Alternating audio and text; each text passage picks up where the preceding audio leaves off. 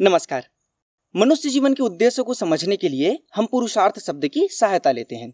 पुरुषार्थते इति पुरुषार्थ। यहाँ पुरुष का अर्थ मनुष्य जाति से एवं अर्थ से आशय प्राप्त करने की चेष्टा से है। अतः पुरुषार्थ का अर्थ हुआ कि मनुष्य को क्या प्राप्त करना चाहिए। इसे ही हमारे जीवन के उद्देश्य के रूप में समझ सकते हैं। इसके बाद पुरुषार्थ चतुष्ट की बात आती है, जिसमें अर्थ, काम, धर्म और मोक्ष सम्मिलित हैं। पहला समझते हैं कि धर्म क्या है। धर्म का अर्थ है वेदानुसार सत्कर्म, या ये कहें कि जिसे हमने धारण किया है। उदाहरण के लिए सूर्यदेव ने ताप को धारण किया है, धरती माँ ने पालन पोषण को धारण किया है। ये कभी भी अपने धर्म को नहीं त्यागते। धर्म को समझने के लिए हमें वेदों का अध्ययन करना होगा, कारण किसी ईश्वर ने मनुष्य उत्पत्ति के साथ ही प्रदान की थी।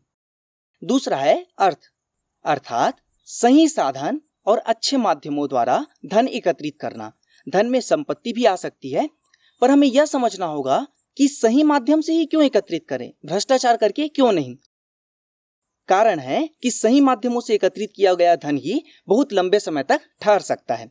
यदि हम भ्रष्टाचार करके करें तो हमें लग सकता है कि भ्रष्टाचार से प्राप्त की गई पूंजी भी बहुत लंबे समय तक ठहर सकती है, पर इसमें हम अपनी निश्चिंतता खो बैठते हैं।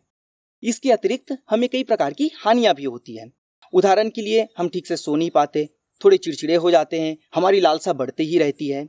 अतः ऐसे धन को प्राप्त करें जो कि सही माध्यमों से प्राप्त की जा सके।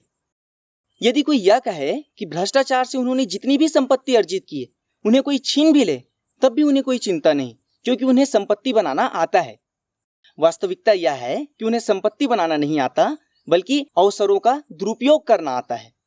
अतः अर्थ पुरुषार्थ वही है जो किसी निर्दोष को पीड़ा पहुंचाए बिना सही माध्यमों से अर्जित की गई हो, जो आपका, आपके समाज का और आवश्यकता पड़ने पर आपके देश के काम आए, जो आपको रात को शांति से सोने में सहायता करे। तीसरा है काम। कुछ लोग इसे वासना तक ही सीमित रखते हैं, जो कि गलत है।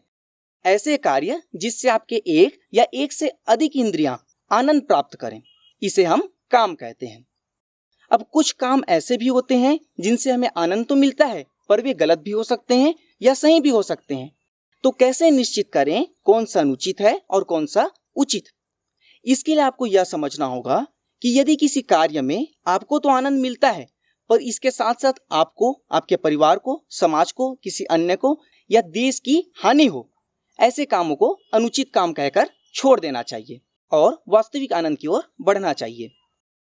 अंतिम है मोक्ष। मोक्ष में आप स्वच्छंद विचरते हैं, आनंद से रहते हैं।